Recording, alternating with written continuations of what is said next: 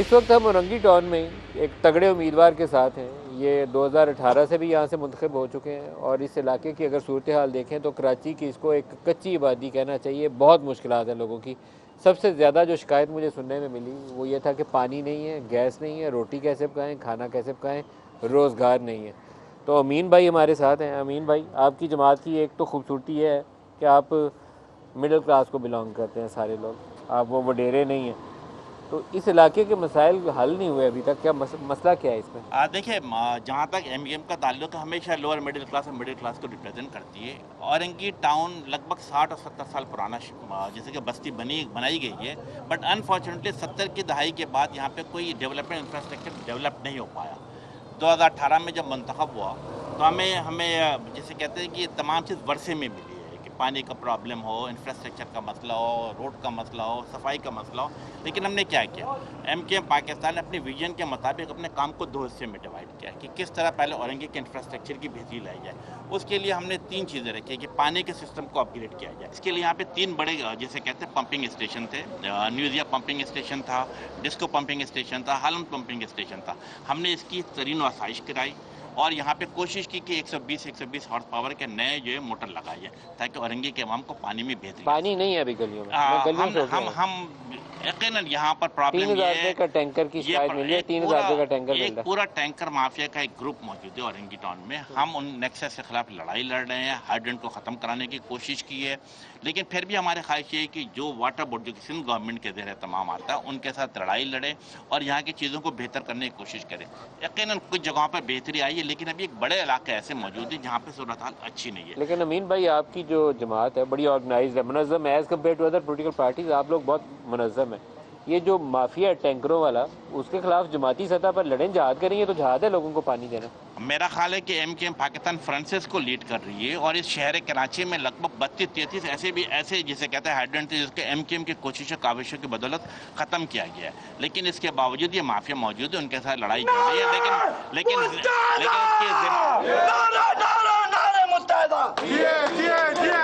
اب ہماری خواہش ہے کہ ٹینکر سسٹم کو ختم کیا جائے.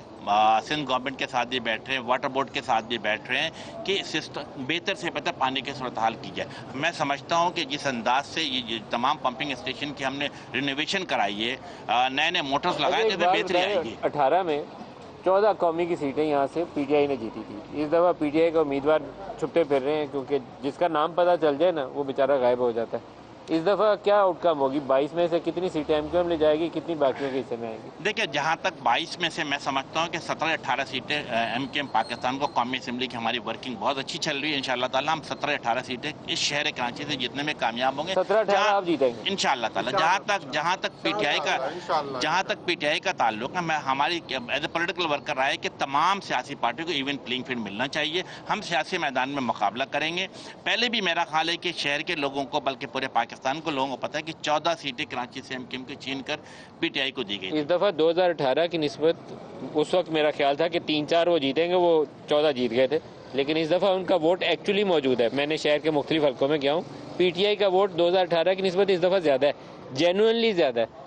میرا خیال ہے کہ بہت اچھی بات ہے کہ الیکشن ہونے جا رہا ہے. الیکشن ہونے کے بعد ہم تمام لوگ عوام کے درمیان جائیں گے.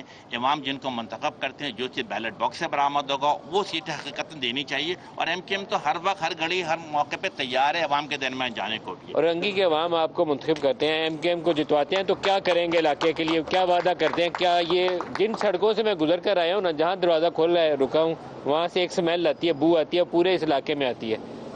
گیس نہیں ہے, پانی نہیں ہے, لکڑی بک رہی ہے. 3000 روپے من لوگ گھروں میں لکڑی جلا رہے ہیں. مجھے تو سمجھ نہیں آتا ہے کراچی کا حصہ ہے اس کو کہوں یا کراچی سے باہر بولوں اس کو. ٹھیک ہے, کچی آبادی کے ہونے کے حوالے سے میں سمجھتا ہوں گیس کے مسائل جو ہیں یہ پورے پاکستان میں ہر گزرتے دن کے اندر 9% جو کم ہوتا چلا جا رہا ہے. اور اورنگی کو بھی فیسس ہو رہا ہے. ہم نے کیا کیا کہ گیس, اگر آپ جیتیں گے تو کیا علاقے کے لیے کریں؟ 3 امپورٹنٹ چیزیں. جس طرح ہم نے 3 چیزیں رکھی ہوئی کہ تعلیم کے میدان میں بہتری لانے کے لیے, تعلیم کے میدان کے حوالے سے آلریڈی ورچوئل یونیورسٹی کا کیمپس اس اورنگی ٹاؤن میں قائم کر دیا گیا. اب اورنگی ٹاؤن کے نوجوانوں کو اورنگی ٹاؤن سے باہر نکل کر تعلیم حاصل کرنے کی ضرورت نہیں ہے, بلکہ B A, B S C, M A, M S C یہاں بیٹھ کے کر سکتے ہیں. ہم نے 3 آئی ٹی لیب آلریڈی یہاں پر بنا چکا ہوں. یہاں پہ نوجوان اورنگی کے نوجوانوں کو اب انشاءاللہ تو ہم 2 چیزیں رکھی ہوئی ہے. نمبر 1 یہ کہ نمبر 1 ہم نے رکھا ہے کہ ہر صورت میں پانی کے جو مسائل ہیں اس کے اوپر بڑے پیمانے پہ کام کیا جائے. ہم نے PC1 بنا کر کے سندھ گورنمنٹ کو جمع کرائی ہوئی ہے.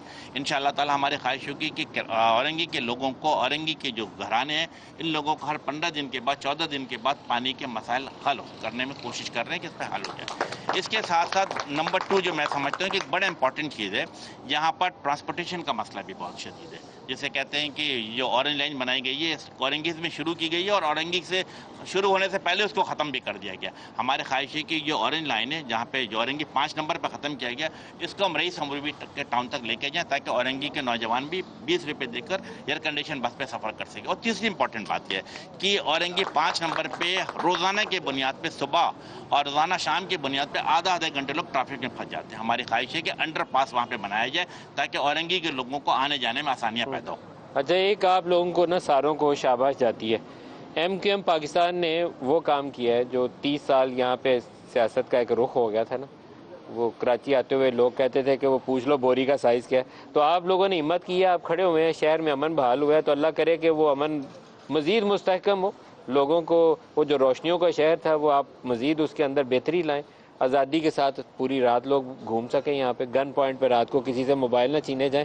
تو اس معاملے میں کام کریے، تنظیم آپ کی تگڑی ہے، جم کے کام کریے. انشاءاللہ تعالی MQM پاکستان عدم تصادم، عدم تشدد کی پالیسی پہ کاربند ہے.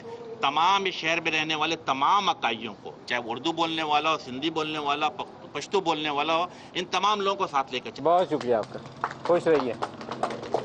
اورنگی کے چاروں طرف اورنگی کے چاروں طرف